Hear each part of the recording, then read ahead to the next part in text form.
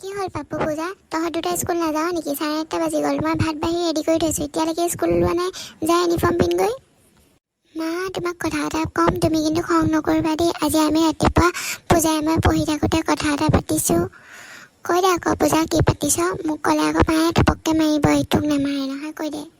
নহয় মানে মা, আজি পাপুৱে মই ৰাতিপুৱা পঢ়ি থাকোঁতে চিন্তা কৰিলোঁ যে আজি আমি স্কুল নাযাওঁ, কাৰণ দেৱালী বুলি এদিনে স্কুল বন্ধ দিলে। আজিওতো দেৱালী হয় ন, আজিচোন আমি স্কুল গৈ কি কৰিম? আৰু স্কুলতো ভালকৈ ক্লাছ নহ'বই, আৰু আমি তেতিয়া পাছবেলা আহি বম ফটকা ফুলজাৰি জ্বলাবহি নোৱাৰিম, ভাগৰ লাগিব নহয়। সেইকাৰণে আমি স্কুল নোযোৱাটোৱে ডিচিশ্যন ল'লোঁ। তোমাক কোৱাহে অলপ দেৰি হ'ল। ৱাও, তহঁতি দুইটাই নিজে নিজে চব ডিচিশ্যন ল'ব পৰা হ'লি। কাক সুধি তহঁতি স্কুল নাযাওঁ বুলি ভাবিলি? কালি স্কুল নাই যোৱা, আজি তহঁতি স্কুল নাযাওঁ, কিহৰ কাৰণে আজি স্কুল নাযাবি? কালি যেনেকৈ দেৱালী বুলি একো এটা জ্বলাব পৰা নাই, অকল মাটি চাকি গছৰ বাহিৰে আজিও একো জ্বলাব নোৱাৰ। আজি কোনে বম ফটকা আনি দিব তহঁতক? ফুলজাৰি কোনে আনি দিব? বম ফটকা ফুলজাৰি বাপেৰে যদি এইবিলাক বস্তু আনি দিবলৈ হয়, বাপেৰকো মই একদম ঘৰৰ পৰা উলিয়াই পঠিয়াম।